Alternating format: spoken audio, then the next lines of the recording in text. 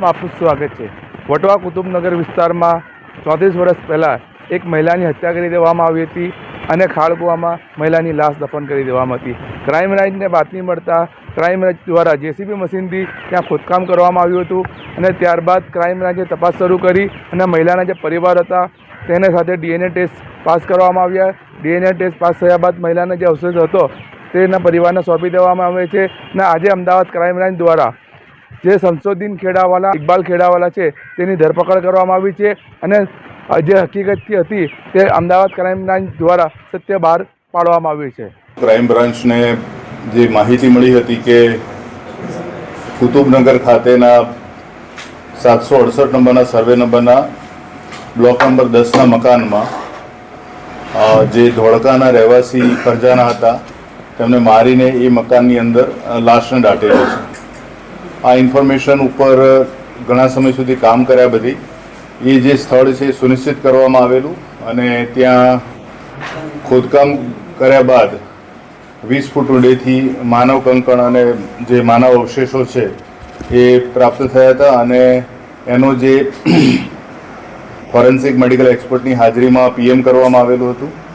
એ PM બાદ એના જે સગા જે છે એટલે ફરજાનાના ભાઈ જે રાધનપુરી એમના ડીએનએ અને એમની બેન જે છે એના ડીએનએ લેવામાં આવેલા અને બંને ડીએનએ મેચ થતાં આ જે અગાઉ જે માહિતી મળી હતી ને આ જે મૃતક જે ફરજાના છે એની સાથે સંકળાયેલા એની હત્યામાં જે સંડોવાયેલા આરોપી પૈકી 4 જે લોકોના નામ આવેલા હતા પ્રાથમિક દ્રષ્ટિએ એ બેમાંથી એક સાલિયા બીબી જે હાલ હયાત નથી એનું 14 વર્ષ અગાઉ મૃત્યુ થયેલું છે અને એક અબ્દુલ કરીમ જે છે એનું પણ મૃત્યુ થયેલું છે।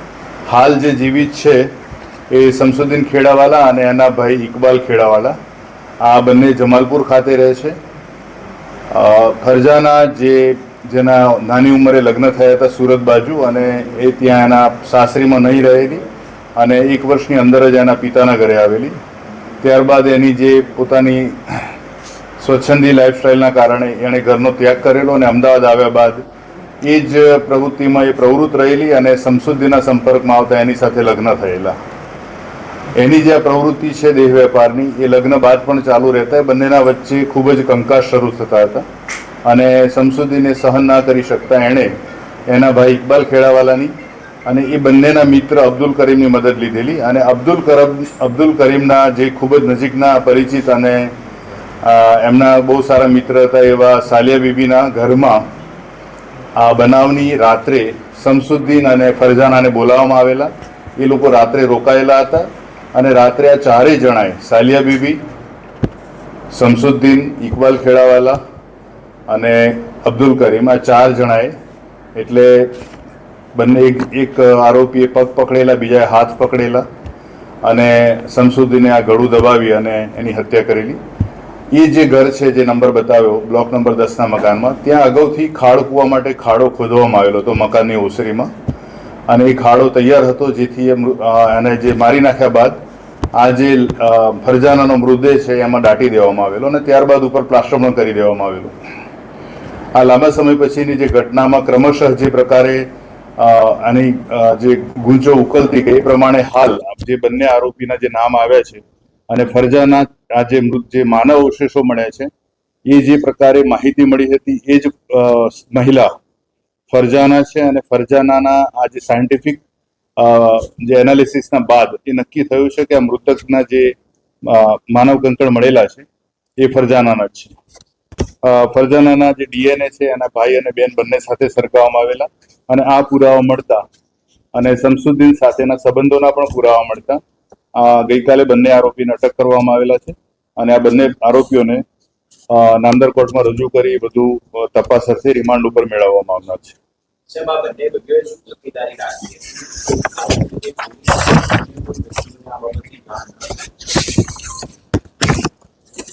આ જે ફરજાનાનું જે પાત્ર જે છે આખા કેસમાં એના માટે આમ જોવા જઈએ તો પરિવાર તરફથી એના પ્રત્યે કોઈ લાગણી નહોતી કે એની કોઈ દરકાર રાખનાર નહોતું કારણ કે એ જે પ્રકારની પ્રવૃત્તિમાં પ્રવૃત્ત હતી ત્યારબાદ એણે એનો પિતાનું ઘર છોડ્યું ત્યારબાદ અમદાવાદ આવ્યા બાદ પણ એ એની પોતાની રીતે લાઈફ જીવતી હતી અને ઘણા પુરુષોના સંપર્કમાં પણ હતી. અને આ વસ્તુમાં શમસુદ્દીન સાથે લગ્ન થયા બાદ પણ આ જ પ્રકારે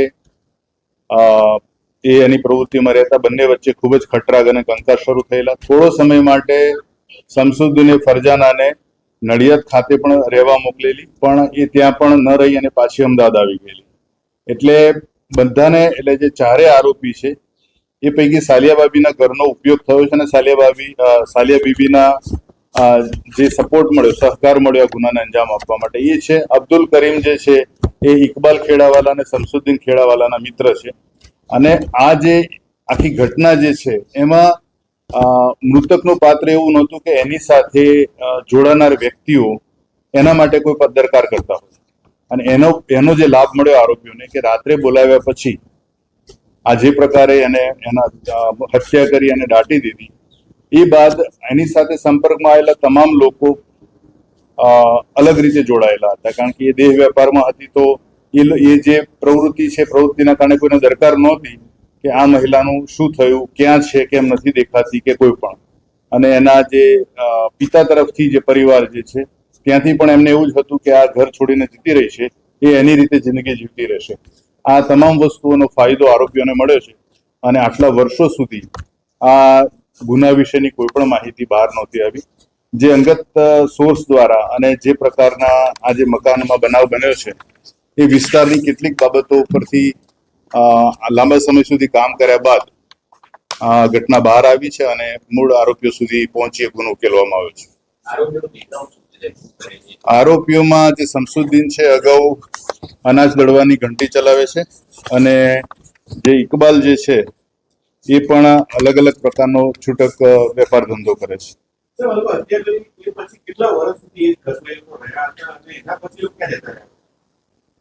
સાલિયા બીબીનું જે મકાન છે, એટલે સાલિયા બીબીને પોતાને દીકરા દીકરી મળીને કુલ 7 જેટલા સંતાનો છે. એ પૈકીની એણે એ ઘરને પછી આ હત્યાનો બનાવ બન્યા થોડા વર્ષો બાદ એ ઘરની વચ્ચે એણે દિવાલ ચણેલી, અને એમાં એક સૌથી નાના દીકરાને એક ભાગ આપેલો અને એક ડિવોર્સી એમની દીકરી છે એને એક ભાગ આપેલો.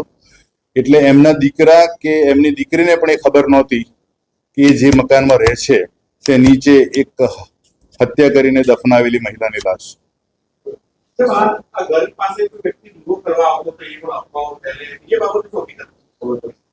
જે પ્રકારે અલગ અલગ પ્રકારની હિયર છે, એટલે કે કર્ણોકર્ણ જે વાતો ચાલે છે, એવું કોઈ પણ તથ્ય અમને સામે નથી આવ્યું કે ત્યાં કોઈ દીવો કરવા આવતું હતું કે ત્યાં કોઈ ભૂત પ્રેત દેખાતા હતા. એ વાત છે કે આજુબાજુના લોકો એવું કહેતા હતા કે અહીંયા કોઈ પણ વ્યક્તિ રહેવા માટે પોતાની રીતે તૈયાર થતું નથી. એમને કોઈ પણ પ્રકારની આર્થિક કે બીજી મેડિકલ કે એવી બધી પ્રોબ્લેમ્સ આવતા હોય છે, એટલે ઘણા સમયથી આ મકાન બંધ હતું.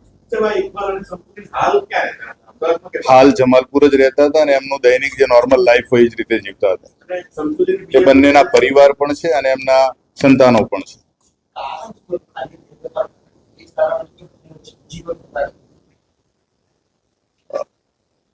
એક પરિણીત જે પરિવાર જે છે પતિ પત્નીનો, એમાં પત્ની જો દેહ વેપાર કરતી હોય તો એ મોટું કારણ બને છે કે પતિ એ વસ્તુને સ્વીકારે છે કે નહીં.